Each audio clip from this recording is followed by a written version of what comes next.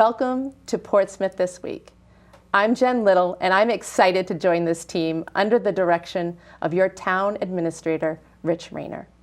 And together with Rich, this team puts together information that is accurate and timely of events and activities that will impact your lives. And we go beyond the scroll.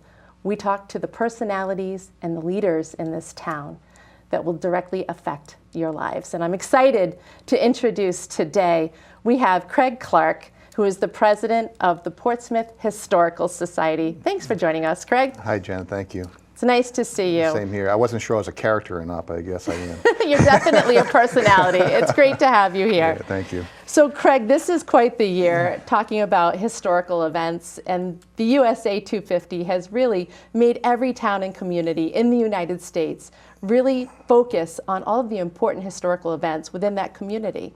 It really is. We're very excited about the 250th this year.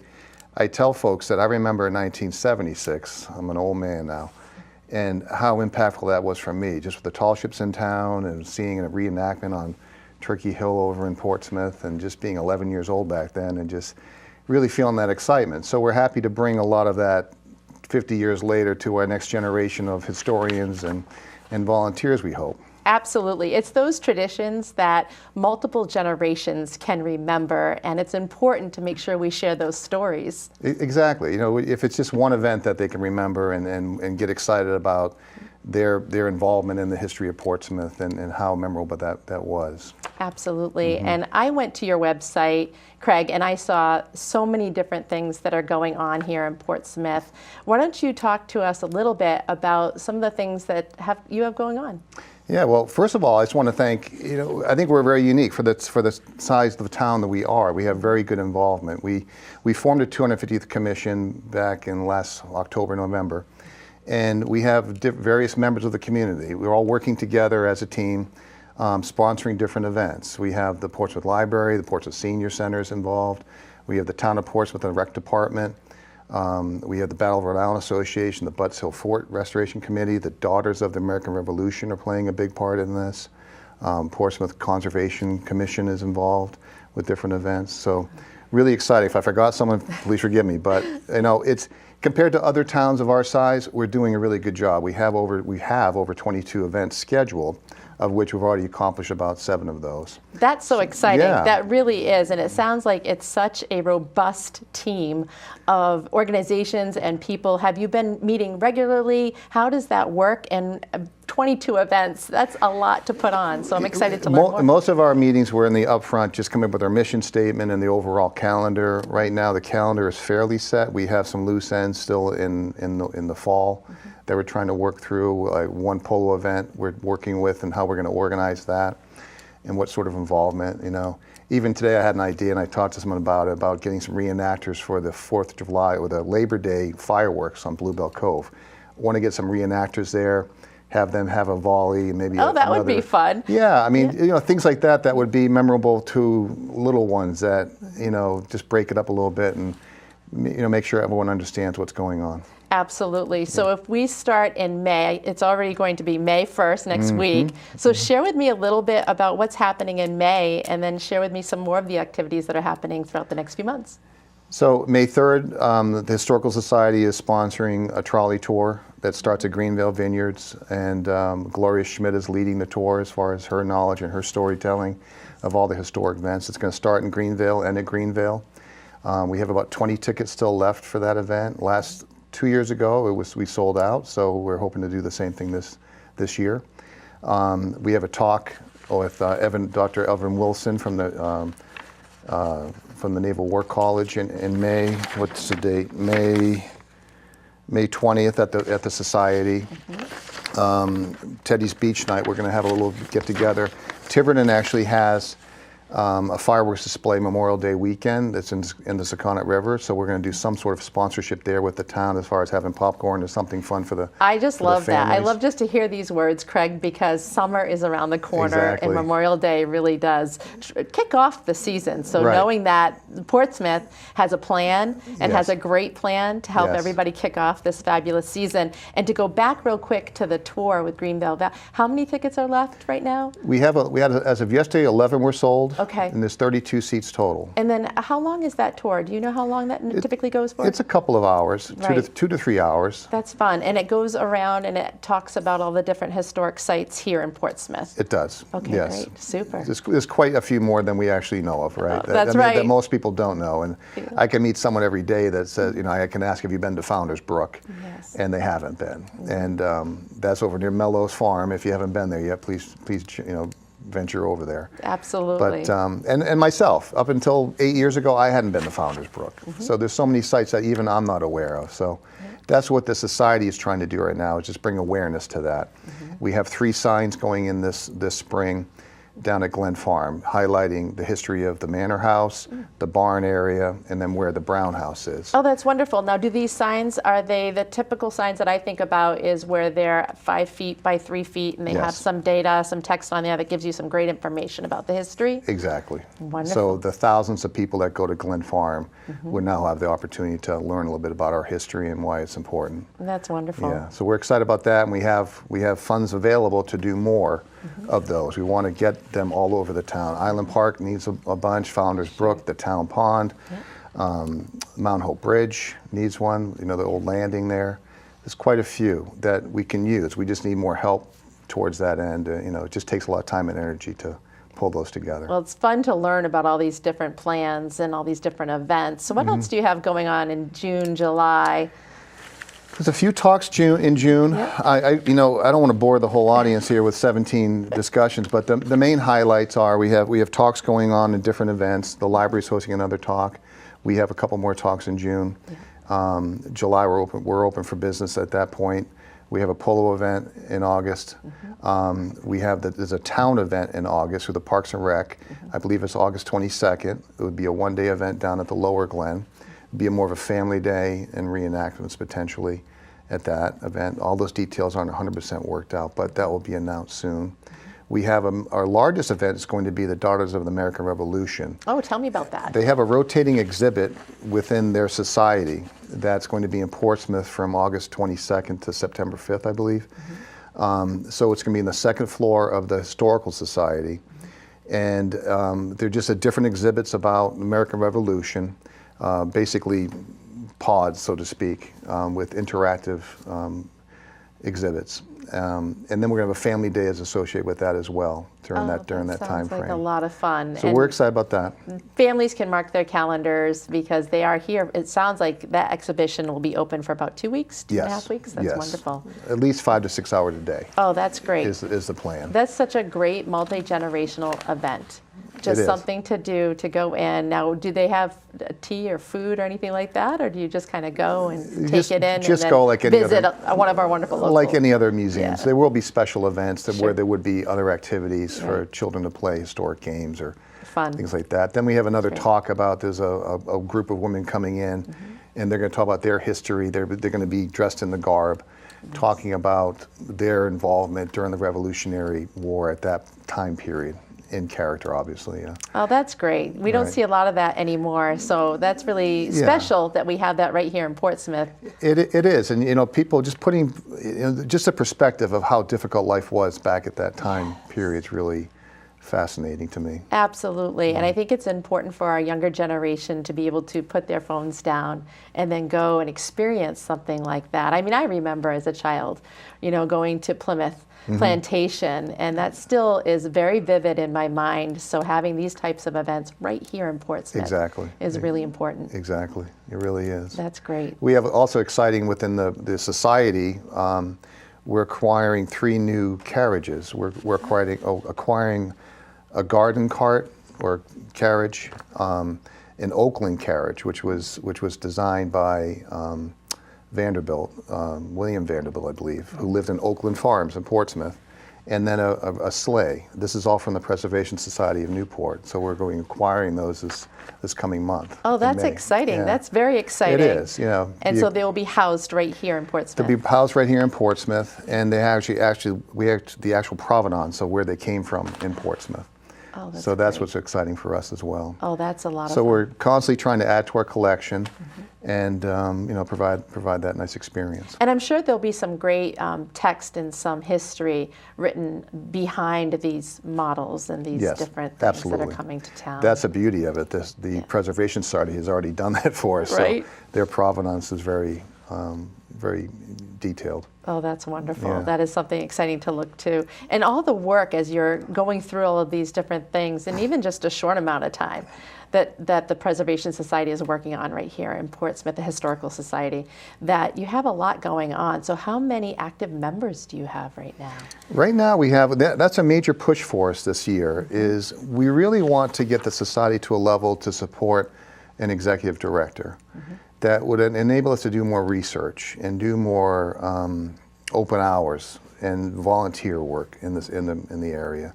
Right now we have around 450 memberships. We're trying to get that membership to 1,000 people.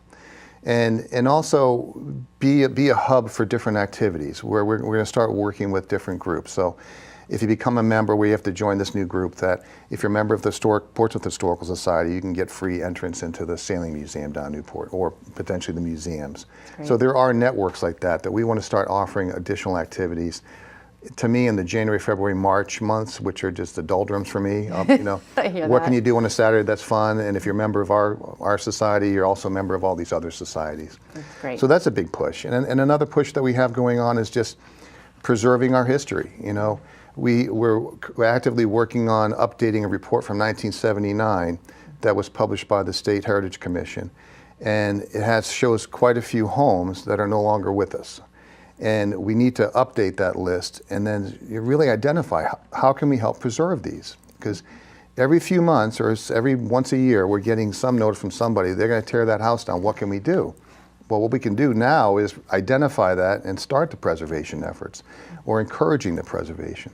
So these are the things that I see as a society that we have the opportunity to really preserve what we all hold dear to us. Absolutely, and be the narrator, be the director of the conversation. And with 450 members, I believe the Historical Society I read is 90 years old. Yes, it is. This year. Yes. And so it's a long-standing, trusted society and organization. And with 450 members wanting to double that, what does it entail to become a member? Like, how would I become a member? You simply go on our website and there's a Join Now button, and we have different levels of membership for as little as $40 for an individual member to a family member to the Ann Hutchinson level, which is like around $250. But whatever anyone can do to support that would be fantastic. You know, it really is a group that I want to be used as a resource, because when someone says, let's start our own 501(c) to save this, we already have it. We already have the background, the history to support that, and the knowledge to where to help find the money. So that's what I look at. That there's a historical societies. We're preserving our history, and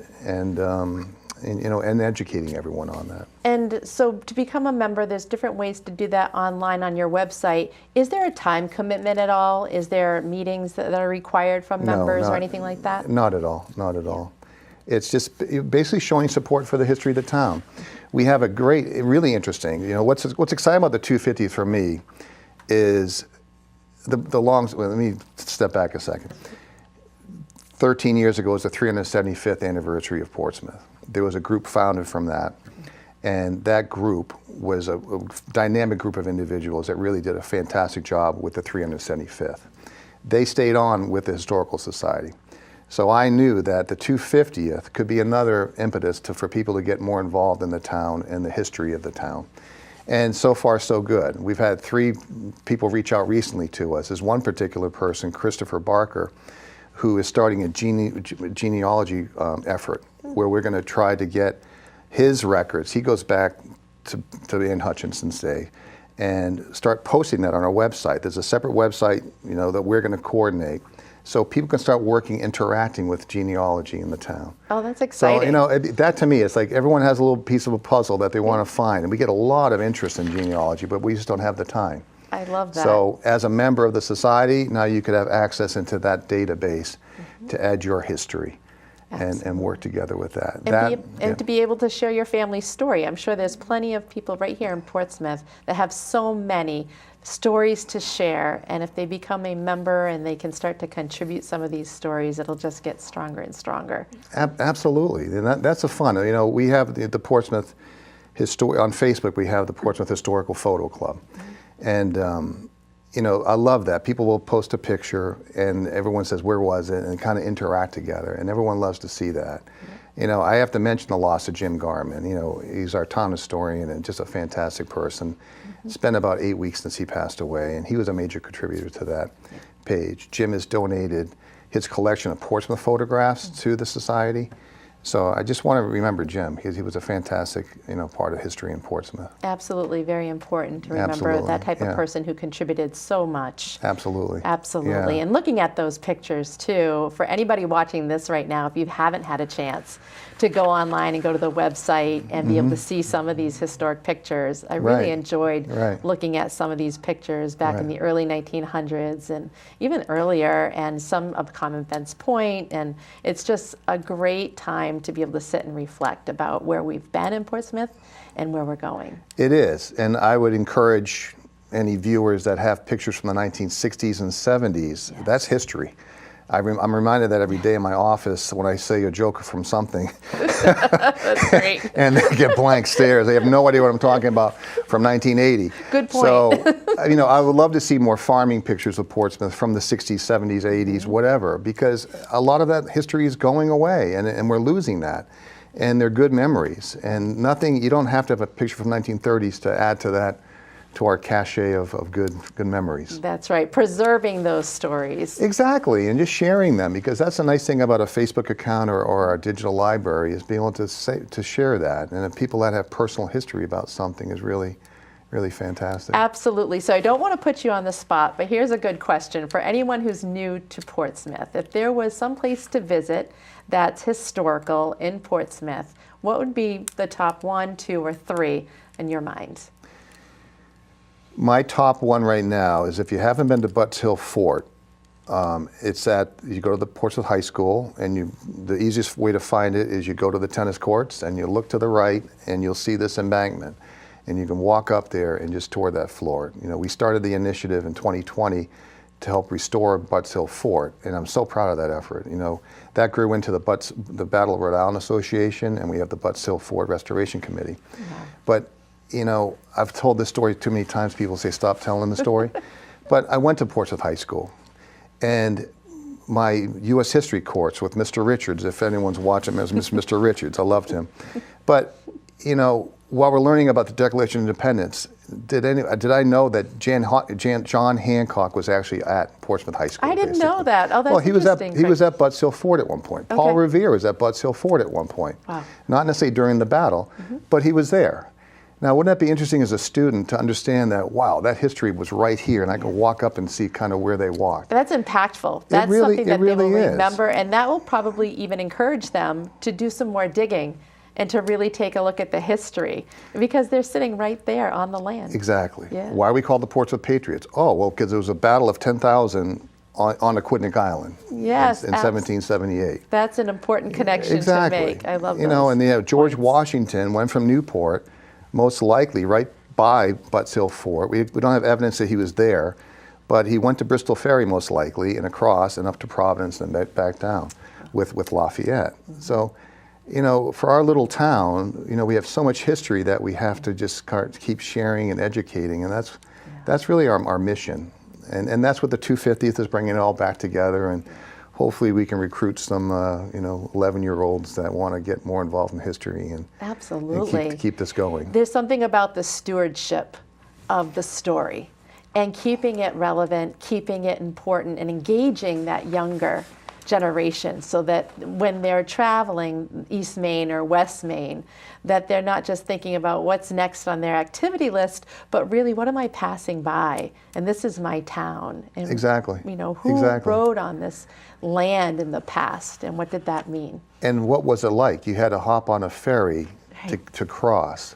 And you think about people traveling from the Revolutionary War. They would go to Philadelphia on horseback, and how long would that take? In order, the old post road, and it's I love just putting myself in that sort of perspective as to how difficult and cold these winters were even back then. Absolutely. It really raises the awareness of how important it is to keep this a priority right here in Portsmouth. And when you say a membership and the different levels, it's relatively easy to be able to just take that off your list and know that you're doing something good for your town. And now that we have all of these great items that you've gone over, the events, the organizations that pull together to be able to make all of USA 250 happen, but then all of the exciting things that you're working on with the Glen Farm area and the signage, and there's just a vast amount. It's really easy to do your part and to contribute if you can and be able to help this story live on. Even just spreading the word. There's one project that's new to me now, where I've been talking about it for a couple of years, and other people from Bristol want to help out. Sure.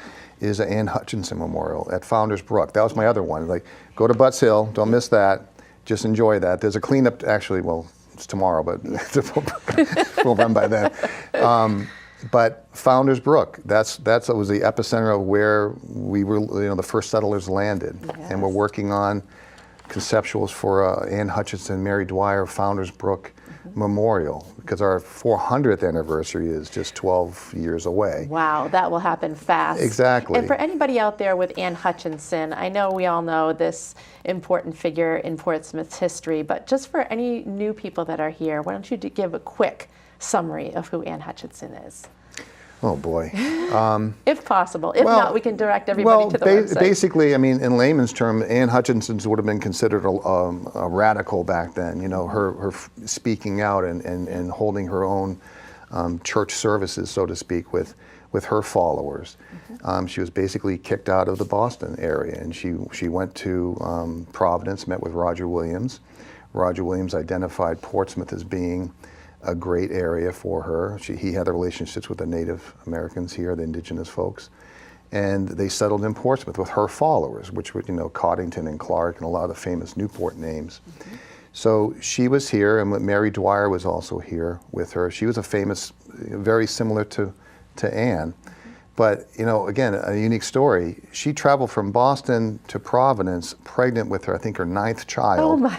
In over 2 feet of snow. Oh my. And we complain about the internet being out. Honestly, we all survived the blizzard recently, and that was really cleaned up pretty quickly. Exactly. So Ann was here for about 6 years or so, and she was always in fear of persecution. So she actually thought that she may be getting persecuted some more or being pulled back into Boston. So she left for New York, and that's where she subsequently died. But she was not necessarily the leader of that group, but she was a main figure of that group of individuals. And some of those names that you dropped, like Coddington, and we see those names. Absolutely. In some of our commercial outlets and things like that. And so, bringing it all back to the original beginning of the story. It's sort of new. Portsmouth was the second founded city or town in Rhode Island. It was Providence and Portsmouth. And our little town, again, is just so overlooked by Newport, where our founding document, our compact, is so unique to the country. We have the first or second oldest schoolhouse in the country at our facility in Portsmouth. So there's so many stories that have to be told. And as a result of Portsmouth, a lot of change in the country. And we're just here to share that. And that's, I think, where Ann Hutchinson and that founding group needs more recognition. There's an Ann Hutchinson Parkway in New York City, and we don't have a monument to her and the founding fathers where it should be. Absolutely. And so there is definitely a priority list that you have within the Historical Society. There's plenty of work to do. There is, and we need more people, just more people to get excited and involved in it, and that's what I love. I know that when we get this project started, more people, there's an Ann Hutchinson Society, there's a Daughters of American Revolution that can track a lot of their heritage back to the founding there. So I know that other people will get involved, but we're talking about getting like a conceptual plan together with maybe a competition with RISD and Roger Williams or whoever for that type of monument. That's wonderful. Yeah. That is really wonderful. Important work that we need to achieve here in Portsmouth. And so for everybody that's watching right now and they're looking to schedule things on their calendar, again, what's happening in May and June, and just kind of talk about that real quick. May 3rd is the trolley tour. There's an ad today in the Secunda Portsmouth Times. If you want to join that tour, just go to our website and you can join and pay online. We have a talk on June 12th at the Society with Evan Wilson. He's a professor at the Roger Williams at the Naval War College. July, I don't want to bore you guys all with this. No, that's okay. But we have the reading of the Declaration of Independence for July 4th. We have the July 4th fireworks at Escobar Farm, American Band concert at Glen Manor House. Then we have a talk on July 16th at the Society, Bergquist Memorial Talk, townwide celebration on August 22nd, polo event in August. So we have quite a few things going on. Wow, so many fun things to think about and to be able to participate and experience, really, have these great experiences outside, inside, for all ages. And when, again, can people find out about this information that They you can just go talked on, about? the town has the list of events on their site, and we have it on our site as well.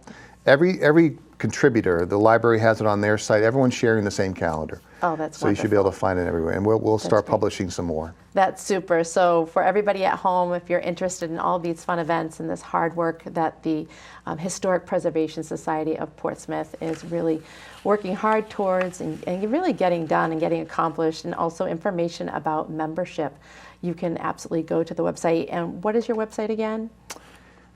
Portsmouth Historical Society.org, right? Yes. That's right. Yeah. So for everybody at home, you can go to the Portsmouth Historical Society.org.